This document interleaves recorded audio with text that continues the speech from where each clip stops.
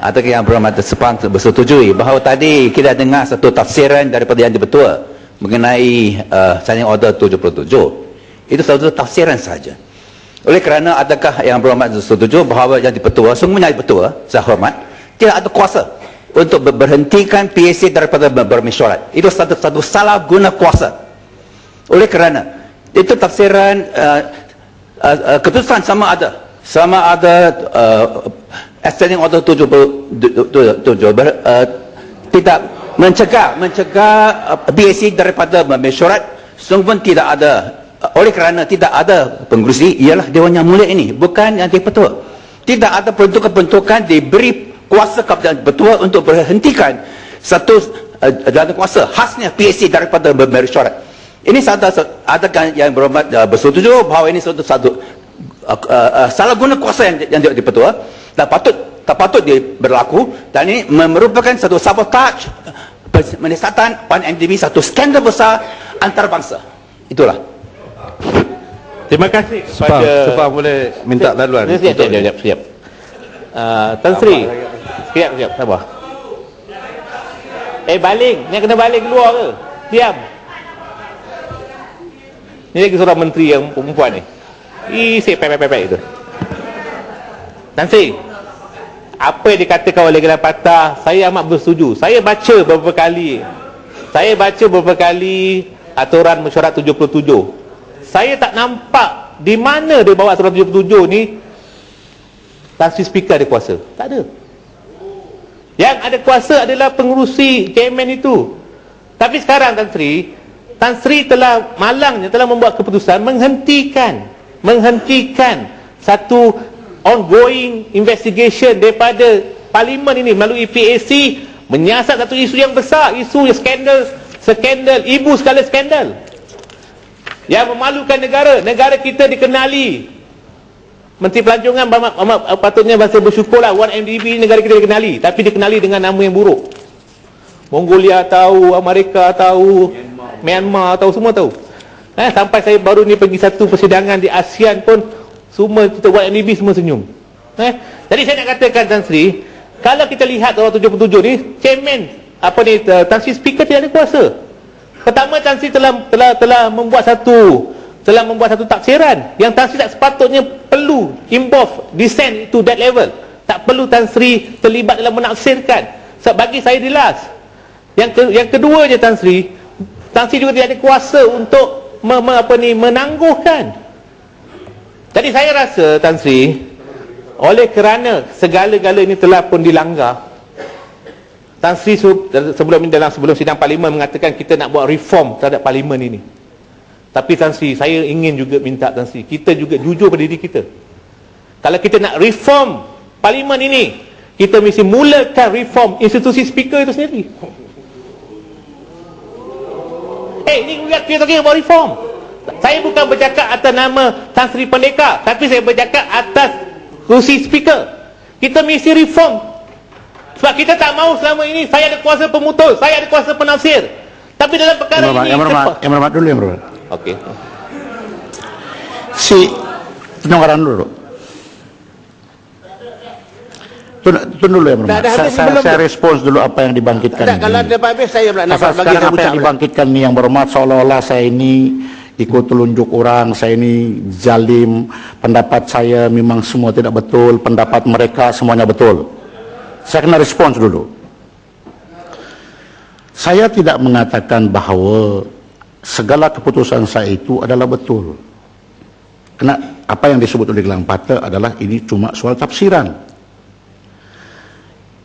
Kalau tafsiran yang dibuat oleh speaker itu seringkali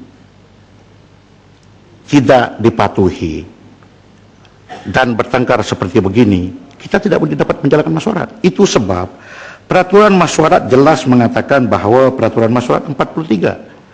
Kalau ada ahli yang berhormat yang rasa keputusan speaker itu tidak betul, bawa satu usul persendirian. Tetapi ini tidak. Di tafsiran saya itu, kalau ada usul persendirian, maka terpaksa dibahas di parlimen, lepas itu diambil undi.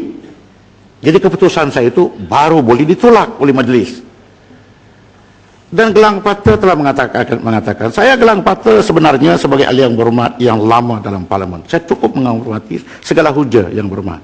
Saya meneliti. Begitu juga dulu waktu mendiang yang berhormat Kepala Sing Adat.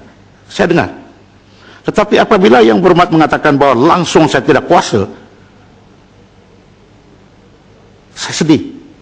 Coba yang berhormat baca Peraturan Mesyuarat 100. Peraturan Mesyuarat 100 mengatakan, semua perkara yang tidak disyaratkan terang-terang dalam peraturan-peraturan ini dan semua perkara berkenaan dengan menjalankan peraturan-peraturan ini pada perkara satu persatunya hendaklah diaturkan menurut cara yang tidak berlawanan dengan peraturan-peraturan ini sebagaimana yang diperintahkan oleh Tuan yang dipertua dari satu masa ke satu masa. Itu sebab karena Peraturan Mesyuarat 100 di open. Oleh kerana ada perkara-perkara mungkin yang tidak dapat difusi, tidak dapat dilihat pada ketika Peraturan Mesyuarat digubal. Belum pernah berlaku dalam sejarah parlimen bahawa seseorang pengurusi Public Account Committee menjadi isu.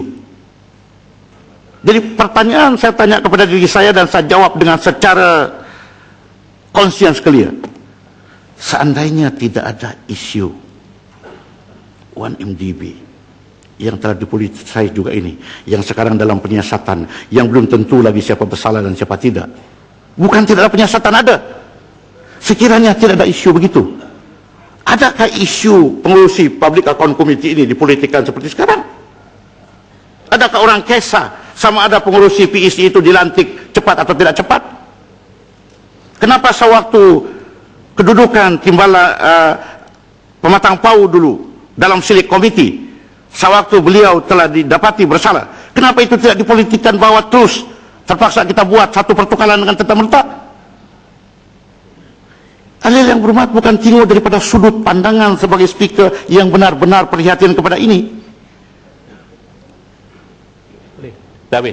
Itu adalah tafsiran saya. Jadi kalau tidak setuju tafsiran saya Gelang Pata, saya buat satu perkara yang langsung tidak kuasa, buat usul di bawah 43. Kenapa harus tuduh saya begitu? Kenapa kalau berbuat tuduh saya begitu, saya pun boleh tuduh orang yang berbuat dengan apa-apa sekalipun.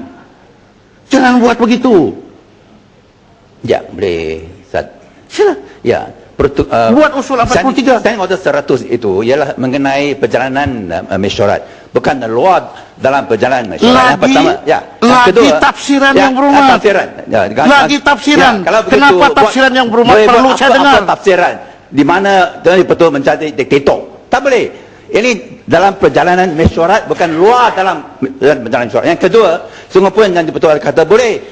Bolehkah kita jaminan bahawa ada usul substantif sama ada mengenai speaker atau terhadap Perdana Menteri? No confidence motion. Tentu masa akan ditetapkan untuk bahas dan diputuskan atau ini ditolak. Peraturan Mesyuarat yang berhormat Gelang Pata, saya surprise lagi. Tidakkah yang berhormat sedar bahwa Peraturan Mesyuarat 15 itu ada? Ataupun sengaja tidak mau baca?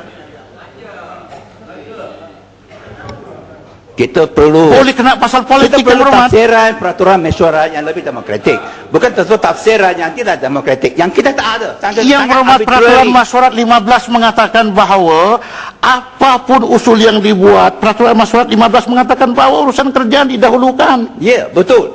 Tapi begitu, kalau betul boleh buat satu tafsiran bahawa berhentikan PAC dari mesyuarat, kenapa betul tidak ada berjumpa dengan Perdana Menteri, mengadakan satu parlimen yang tergempar supaya tidak ada delay 3 bulan atau lebih dari 3 bulan untuk siasat on MDB, atau adakah yang betul takut on MDB disiasatkan? Yang berhormat Gelang Pata memang beranilah. Memang beranilah yang berhormat, kerana yang berhormat bukan duduk di kedudukan yang membuat tindakan. Itu yang berhormat takut mau jadi Ketua Menteri Pulau Pinang mungkin. Karena apabila sudah duduk, nanti yang berhormat. Apa yang berhormat? Itu masalah. Yang masalah yang nanti Ketua jangan dipolitikan. Pagi ini yang Ketua mempolitikan kedudukan yang Ketua itu yang berhormat. Itu masalah. Yang berhormat dapat isu itu. Yang Ketua mempolitikan speakership. Jangan begitu. Diklang Partai lagi buat satu tuduhan yang tidak baik. Begitu. Yang berhormat tidak. Bagi saya telah mempertimbangkan semua semenurut peraturan mesyuarat. Sila yang berhormat selepas itu sila golong supaya kita dapat ambil. Tapi apa ni, sebelum sebelum saya sekejap, Kota Baru saja. Kota Baru. Sila Kota Baru. Lepas tu saya akan dulu. Tan Sri Yang Dipertua, saya dengan penuh hormat kepada tafsiran yang dibuat oleh Tan Sri Yang Dipertua mengenai peraturan mesyuarat 77.3 yang mengatakan bahawa kalau pengurusi tidak ada uzur ataupun lain-lain sebab, Tan Sri Yang Dipertua mengatakan bahawa lain-lain sebab itu tidak termasuk apabila pengurusi dilantik sebagai menteri atau timbalan menteri. Tetapi kalau kita melihat 77.4, sini dengan jelas mengatakan bahawa seseorang ahli majlis, bermakna ahli majlis parlimen, tidak boleh diangkat atau dilantik memegang atau memangku jawatan pengurusi atau jadi ahli jawatan kuasa kira-kira wang negara semasa ia menjadi seorang menteri. Situ disebut ahli-ahli dewan tidak boleh dilantik memangku atau memegang. Tetapi di sini tidak menyebut naib pengurusi PAC tidak boleh dilantik memangku. Ini menunjukkan pada tafsiran saya, mungkin Sepang boleh ulas, yang tidak boleh dilantik hanya ahli majlis. Tetapi tidak disebut naib pengurusi ataupun ahli-ahli PAC tidak boleh dilantik memangku jawatan pengurusi apabila pengurusi dilantik menjadi menteri. Jadi saya minta mungkin ulasan daripada Sepang. Ya, terima kasih kepada sahabat saya daripada Kota Baru. Tan Sri, saya bersetuju dengan apa dikatakan oleh Kota Baru. Kedua, Tan Sri mengatakan bahawa sebagai speaker saya boleh gunakan kuasa di bawah aturan 100 tadi. Tan Sri kata kalau ada benda-benda yang tidak secara terang-terang dinyatakan. Tapi yang masalahnya Tan Sri, 77 terang. Terlalu clear. Yang berhormat. Coba dulu yang berhormat. Tan Sri banyak sangat ganggu. Yang berhormat dulu yang berhormat. Macam gini, yang berhormat bertengkar dengan saya ini adalah tafsiran. Baca betul-betul. Yang berhormat Kota Baru baca 77.3. Semasa ketiadaan pengurusi atau naib pengurusi oleh kerana keuzuran atau lain-lain sebab, jawatan kuasa adalah memilih salah seorang daripada mereka untuk menjadi seorang pengurusi. Apa yang jawatan kuasa buat ini ialah mengambil kuasa majlis. Sedangkan dalam peraturan mesyuarat menyatakan bahawa dua mesti dikasih nama, pengurusi dan timbalan majlis. Apabila 77.3 itu kita tafsirkan seperti tafsiran yang berhormat dan yang berhormat, seolah-olah jawatan kuasa itu telah dikasih oleh majlis satu kuasa amat besar. Karena mungkin ahli yang berhormat yang lain tidak setuju yang dijadi sebagai pengurusi itu. Karena kalau misal kata dia ada masih lagi sebagai pengurusi, tetapi dia tidak dapat hadir oleh kena sebab traffic jam, oleh kena sebab sakit, oleh kena sebab bertugas di luar negara, dan mereka telah disidul untuk bermasyuarat, kalau ada quorum, maka ahli-ahli yang ada itu bolehlah mereka berbincang sama sendiri siapa yang mempengurusi. Itu adalah tafsiran yang saya buat. Karena kalau saya tafsir seperti tafsiran ahli yang berhormat, bermakna yang ada itu telah mengambil kuasa majelis.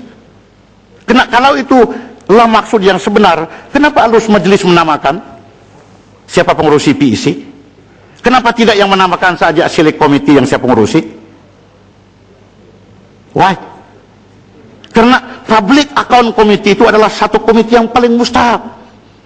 Oleh karena orang yang duduk di situ adalah berhadapan dengan segala agensi-agensi kerajaan. Dia mempunyai kuasa panggil saksi. Sedangkan jawatan kuasa yang lain tidak kuasa. Termasuk Select Committee yang saya pengurusi. Jadi, oleh karena dia ini adalah satu jawatan kuasa yang amat mustahak, tidak boleh kita tafsirkan dengan tafsiran yang ada membawa pengertian yang lain. Jadi, kalaupun umpamanya penyiasatan tergendala oleh karena tidak ada pengurusi baru. Masih juga sedang berjalan. Cuma dia postponement. Seperti juga dengan kes-kes lain di mahkamah. Apabila peguam-peguam membantah atas teknikal, terpaksa hakim kata, oke, kita tangguhkan dulu sampai bertahun-tahun. Tapi proses of investigation and semua perbicaraan berjalan. Kenapa itu menjadi isu sangat yang teramat besar sehingga speaker terpaksa membuat keputusan yang semua kita pening, termasuk speaker sendiri dikasih peningkan lagi Asri. yang sudah pun pening. Okey.